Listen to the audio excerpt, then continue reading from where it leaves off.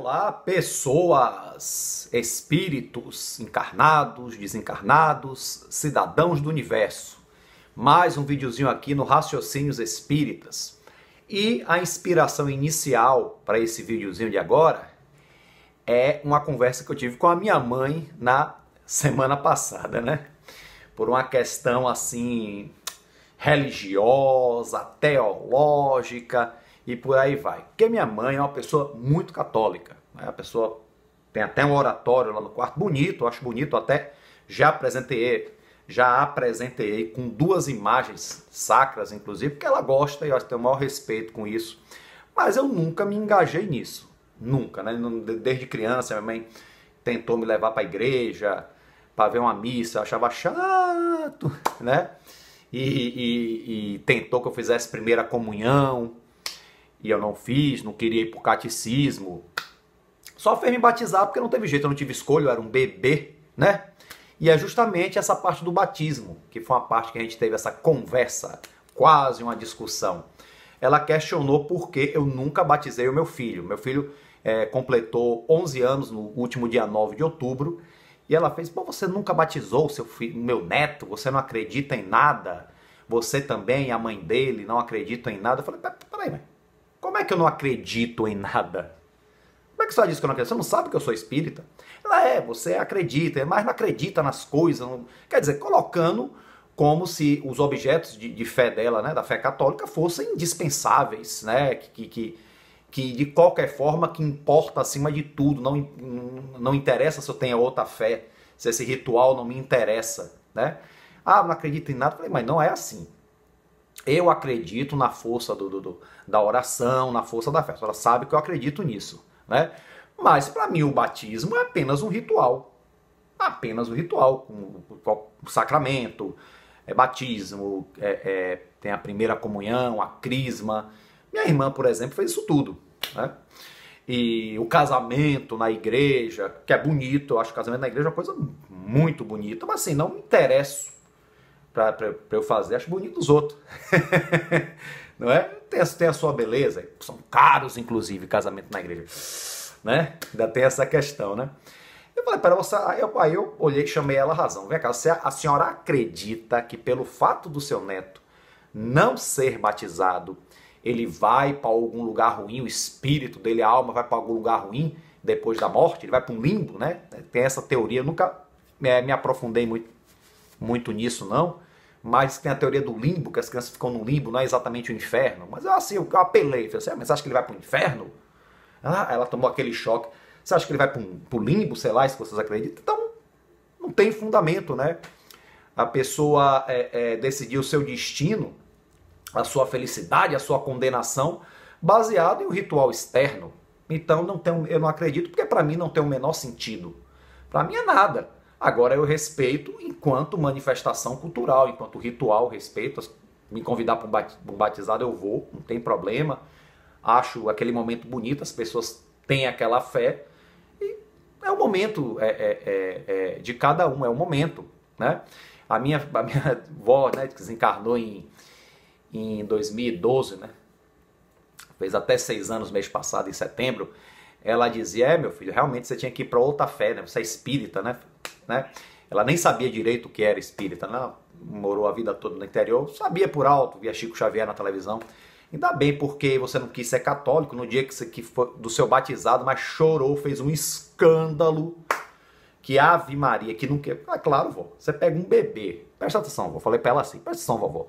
Você pega um bebê e bota em cima de uma pia, derrama água fria na testa do menino ou da menina e não quer que chore? Pelo amor de Deus, né? Vamos lá. Então é isso, gente. Família católica, eu batizo o bebê. Você vê que nas famílias de denominação protestante ou evangélica, como chama, o batismo se dá depois que a criança cresce, para que haja uma escolha dela. É uma escolha questionável, porque a família está sempre impelindo ela a se batizar, né? E poucos não se batizam nesse sentido. Mas pelo menos eu acho um pouco mais justo, né? Há uma possibilidade de uma escolha quando crescer, se batizar e essa coisa toda, né? Mas assim, e de onde que vem essa questão do batismo? Porque a instituição católica, né, que foi a primeira instituição, vamos dizer assim, mundialmente, oficialmente cristã, né? Eu acho que, não sei se estou falando besteira, mas assim, de alcance mundial que levou o conteúdo cristão foi a instituição católica, romana, né? Quando Constantino colocou a religião cristã como a religião oficial de Roma, é a partir dali que nasce, né? Eu não sei de onde é que eles tiraram exatamente isso, que tem que se batizar. Talvez assim, aí quando ou melhor, eu não sabia, né? Aí eu, pesquisando, vejo que essa questão do batizado era uma questão já dos judeus antigos, né? Mas por que o cristão absorveu isso também? Agora eu estou colocando a pergunta correta. Eu sei de onde vem o batismo, mas por que o cristão absorveu isso também? É que eu fiquei muito em dúvida, né? E colocou isso no seu ritual, nas suas exéquias, sei lá, vamos dizer assim. E eu vi que há um momento que João Batista, né, que é aquele que que viria antes de Jesus para preparar o terreno, ele batizava as pessoas. E aquele ritual do batismo com a água lá no deserto era, a partir desse momento você está renovado, você vai estar voltado para Deus, você não é mais um cara mundano. Então aquilo era de um simbolismo, porque acho que viam a água como uma coisa que purificasse, né? Que purificasse o ser, né? Aí era como se fosse mais ou menos um renascimento, né? E, inclusive ele batiza o próprio Jesus, né? Jesus vai até lá, mas Jesus, Espírito puro, e foi lá e se colocou para ser batizado pelo primo, né? Segundo a encarnação, que era, João Batista era primo dele. E aí, acho que sim, para não conflitar com a fé, a crença de então, senão ninguém o aceitaria. Então ele foi lá e se colocou à disposição, se batizou mesmo, e deve ter sido um momento bonito, inclusive, né? Então assim, e aí, isso aí pode ter passado para a tradição cristã por causa desse momento, né? Essa coisa toda, mas assim, não havia um dizer ali em João Batista, pelo menos que eu tenha lido, que quem não fizesse esse ritual iria para o limbo, iria para o inferno, essa coisa toda. Era só um rito de passagem. Eu não sei quem foi que criou essa questão, que se não se batizar, vai acontecer essas coisas, essa condenação aí após a morte. Isso aí eu não sei em que momento, deve ter alguma literatura que eu não li ainda. Então é isso que eu quis dizer, que eu não sei de onde veio isso, né? Não exatamente o ato de usar água para batizar. Mas assim, há um capítulo do Evangelho segundo o Espiritismo, né, que é o que eu queria comentar aqui agora, que é o capítulo 14. Deixa eu botar aqui os meus vidros oculares, vamos dizer assim. Opa! Né? Que ninguém pode ver o reino de Deus se não nascer de novo. Olha que interessante, né? Evangelho segundo o Espiritismo. E aí vai se comentar essa questão do batismo, justamente aqui, né, que Jesus diz: em verdade vos digo, se um homem não renascer da água e do Espírito, não pode entrar no reino de Deus. O que é nascido da carne é carne, o que é nascido do Espírito é Espírito. Não vos espanteis, né? Não vos espanteis do que eu vos disse, que é preciso que nasçais de novo. O Espírito sopra onde quer e ouvis a sua voz, mas não sabendo onde ela vem e para onde ela vai. Então, assim, aqui está uma explicação de Allan Kardec, né, que ele fala aqui: se um homem não renasce da água e do Espírito, forem interpretadas no sentido da regeneração pela água do batismo. Quer dizer, renascer seria se batizar, né? Acho que esse é o discurso básico de você renascer, se entregar para a religião, para aquele segmento, ser católico, evangélico, essa coisa toda, né? Quem não renasce da água do Espírito, mas o texto primitivo trazia simplesmente: não renasce da água e do Espírito, ao passo que em certas traduções do Espírito substituiu o Santo Espírito. Então o que ele está querendo dizer aqui é o seguinte, que houve uma interpretação nesse sentido, que o renascimento viria do ato do batismo, né?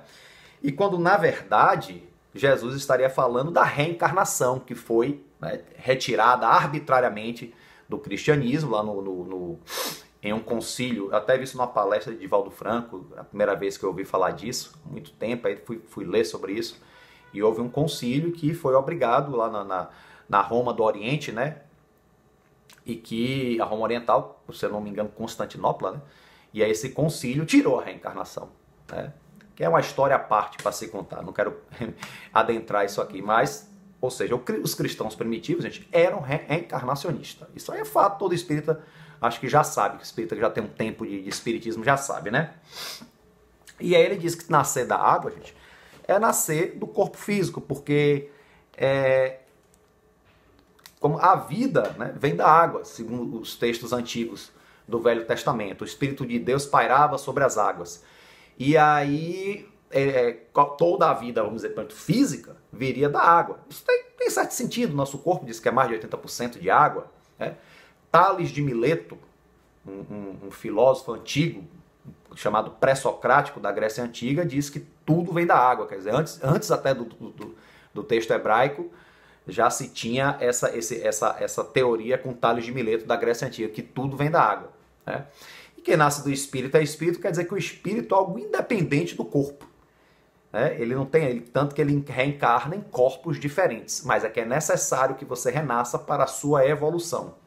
E para ficar bem claro que não está falando de batismo com a água, fala o caso de Elias. João Batista foi Elias, só que vocês não reconheceram. É o Elias que voltou, que está no mesmo texto. Então, comprovando claramente a reencarnação que foi retirada, e acho que talvez nesse momento tenham colocado essa interpretação como uma questão do batismo, né? Do batismo com água, batizar para se purificar, para renascer.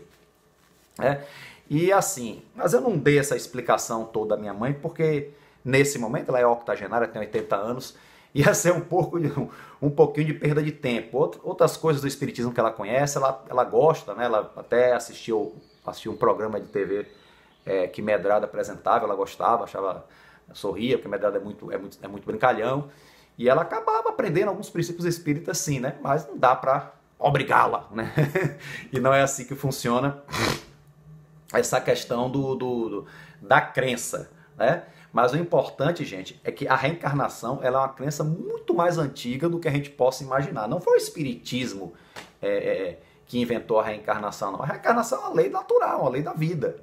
Para muitos é só uma questão de crença. Você acredita na reencarnação, eu não acredito. Quando entra nessa questão de crença, aí realmente não dá. Né? Por exemplo, minha esposa, ela tem um pé atrás, ela fica naquela, não sabe se acredita ou se não acredita. Ela acha que vai para essa história de reencarnação é maluquice. Ao mesmo tempo, ela fala, ah, não, realmente tem sentido. Até aquela coisa, né, lá e cá. Porque é uma coisa assim, ela não está acostumada, por ser também de uma família muito católica, ela também o ser, mas ela já começa a enxergar com os outros olhos, talvez até por causa do convívio com o espírita, a reencarnação como possibilidade. Isso já é muito bom. Então, quando entra no campo da crença, a gente não adianta, né? Cada um crê como quer. Mas, para nós espíritas já conscientes, a reencarnação não é questão de crença, não. É uma lei da natureza. Ela né? Existe tanto quanto Deus existe. Porque sem reencarnação não há Deus, porque não há justiça. Ou então há um Deus arbitrário. Um Deus que não dá a chance a sua criação se redimir. Que condena-o perpetuamente ao inferno. Vamos dizer assim. E com a reencarnação, através das sucessivas, né, reencarnações, né, em situações e corpos diferentes, a gente vai se depurando, vai crescendo, né, e tudo isso, né, que quem estuda bem o capítulo da reencarnação do Livro dos Espíritos, mais esse capítulo do Evangelho e outros autores que ilustram muito bem essa questão, já nos mostra. Então a reencarnação como uma lei da vida. Esse é o renascimento, o renascer da água, quer dizer, do corpo físico e do espírito. O espírito reencarna. Né? Então isso é que é importante. Então nada de ficar brigando com ninguém da família porque não acredita, viu gente? Tenham a sua fé, o espiritismo é a fé raciocinada, converse sempre com raciocínio, tente argumentar, sempre assim de boa, mas nunca impondo, e eu acho que vai gerando sim, pode não gerar um fruto como a gente gostaria que fosse, mas vai gerando alguns pequenos frutos. Como será que foi com a gente mais atrás, né? Porque a gente também tivemos nossas dificuldades de crer e de seguir caminhos. Então a gente sabe que todos são seres humanos falíveis, como nós o somos. Então, cada um no seu momento, cada fruto se colhe na hora certa da árvore, né? Então é isso, gente. Só essa pequena reflexão sobre essa questão desse conflito, né? Não sei se é um conflito teológico, religioso, seja como for, mas depois desse papo que eu tive com minha mãe semana passada, eu tive vontade de fazer esse vídeo, que eu não trouxe nada de novo, né? Eu acho que quem é espírita, estudo espírita, eu realmente não trouxe nada de novo. Acho que eu trouxe mais reflexões da minha experiência. Espero que tenha sido útil, né? Fiquem com Deus. Um grande abraço.